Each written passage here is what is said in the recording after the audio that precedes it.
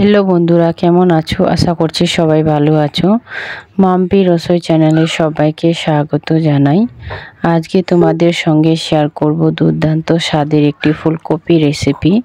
বড় ছোট সবারই পছন্দ হবে। চলো তৈরি করে কি উপকরণ দিয়ে এই রেসিপিটি আমি তৈরি করি। তো বন্ধুরা, এই রেসিপিটি যদি একবার তৈরি করো তো মাছ মাংস সব বাইকে হার মানাবে। তো বন্ধুরা, আমি ফুলকপি আর আলু কেটে নিয়েছি ভালোভাবে, গরম জল দিয়ে ধুয়ে নিয়েছি। এখন আমি একটা মশলা পেস্ট করে নেব। এখানে অ্যাড করেছি একটা টমেটো, একটা পেঁয়াজ আর কটা রসুনের কোয়া, কাঁচা লঙ্কা দেওয়ার পরে এটাকে সুন্দরভাবে পেস্ট করে নেব। এইভাবে মিহি করে পেস্ট করে নিতে হবে। এই পর্যায়ে আমি আরেকটা পেস্ট করে নেব, কাঠবাদাম এবং কাজু দিয়ে দেব। দিয়ে এটাকে সামান্য জল দিয়ে এটাকে সুন্দরভাবে পেস্ট করে নিতে হবে। তাহলে এই ফুলকপির রেসিপিটা অসাধারণ লাগবে। গ্যাসে কড়াই বসিয়ে দিয়েছি, সামান্য তেল অ্যাড করেছি। করার পরে এখন আমি আলুগুলো সুন্দরভাবে এটাকে ফ্রাই করে নেব।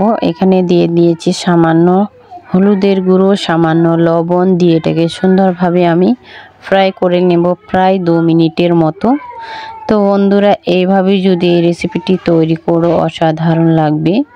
বড় ছোট সবারই পছন্দ হবে এবং এই রেসিপিটি ভাত দিয়ে এবং রুটি দিয়ে বা পরোটা দিয়ে পরিবেশন করতে পারো।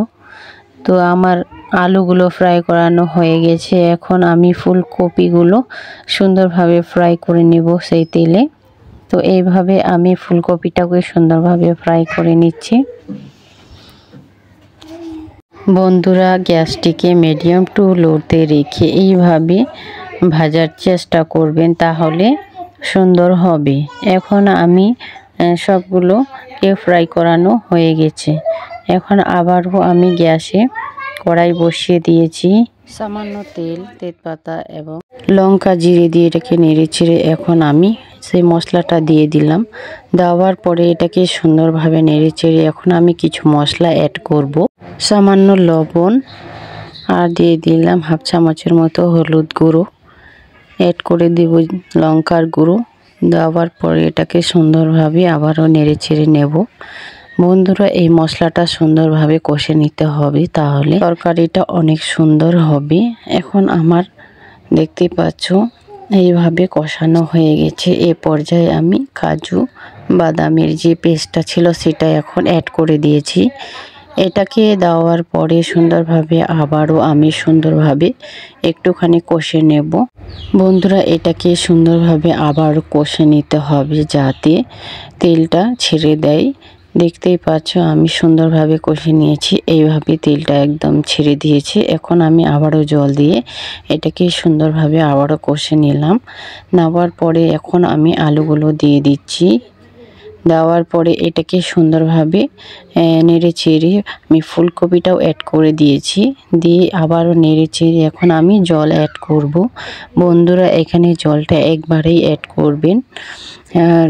দেওয়ার পরে এটাকে এখন আমি ঢাকনা দিয়ে দিয়েছিলাম। দেওয়ার পরে এখন দিয়ে দিলাম ধনেপাতা। দেওয়ার পরে এটাকে আবারও নেড়ে ছেড়ে দিলাম। এখন আমি জিরের গুঁড়ো অ্যাড করব। এটাকে দেওয়ার পরে নেড়ে চেড়ে আবারও আমি একটুখানি ঢাকনা দিয়ে এটাকে এইভাবে সিদ্ধ করে নিয়েছিলাম। বন্ধুরা, আমার এই ফুলকপির রেসিপি কেমন লাগলো কমেন্ট করে অবশ্যই জানাবেন। ভালো লাগলে সঙ্গে থাকার অনুরোধ রইল।